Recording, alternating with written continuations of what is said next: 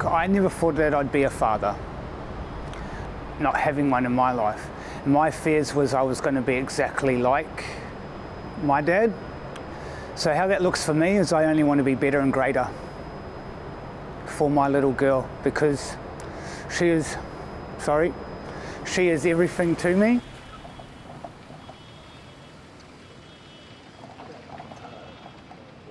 I believe I was born into the wrong family. I was born into a very broken, dangerous, dysfunctional family. And my whole life, all I had ever prayed for was to belong to a real family that would just love me and wouldn't hurt me anymore. My mum is this beautiful woman of faith, and my dad he had a very hard life, and he took that out on my mum and all of us kids, and so he did a lot of terrible things in the name of God. For years, I was really protective of my heart. I didn't want my life to end up what my mum's once was. I am actually in a court battle fighting for her. I done silly things. I smashed the house up. Just a lot of things that I am not happy about. I was asking a lot of my friends questions about God, and they were like, why don't you talk to Louis? He's a pastor. Months and months had gone past of, why don't you chat to Louis? Oh, Louis introduced us. Louis just left. And I was like, goodness no, that's way too scary. I'm not talking to a pastor. I had gotten introduced to Satan worship from a friend at school. As well, I used to use a Ouija board, and I used to conduct seances, speak to spirits, allegedly. I was a competitive bodybuilder. I taught yoga and guided meditation, guided breath work, tarot cards and crystals, and then I discovered Buddhism, and then Hinduism was a big part of the yoga structure as well. It was my first birthday without a partner for a long time. I was walking on this beach, and even though all these people were saying happy birthday, I was like, all good, doesn't really mean much, does it? Because someone's just left me who said that they would love me forever. I woke up one morning to meditate, and I went and got myself set up. Sat there for probably 3 or 5 minutes, and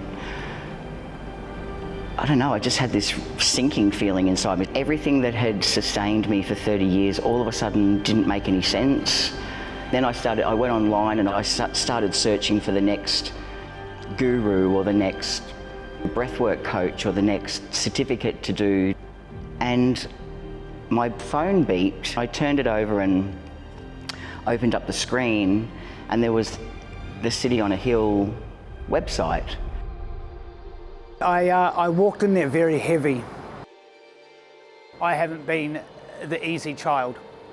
I haven't been the easy child. I didn't really know what I was doing at church, but I was, by this group of strangers, hugged and seen and heard and welcomed and made to feel like such a blessing.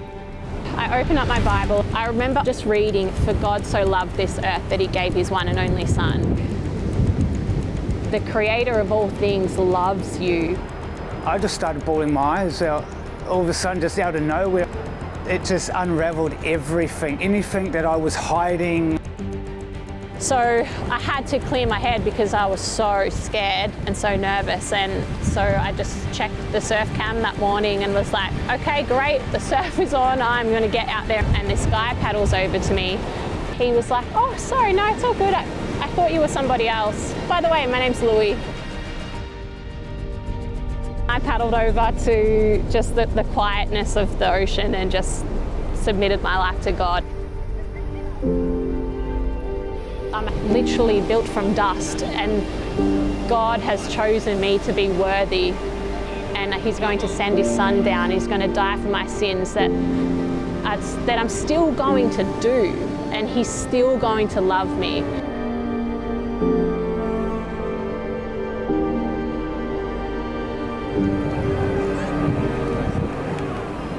To know as a father, I still love you, when, you know, a lot of earthly fathers would have kicked you to the curb.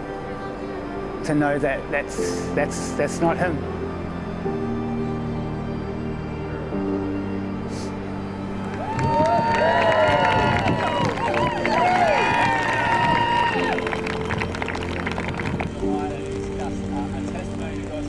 I was chosen by Jesus. I was set apart for him.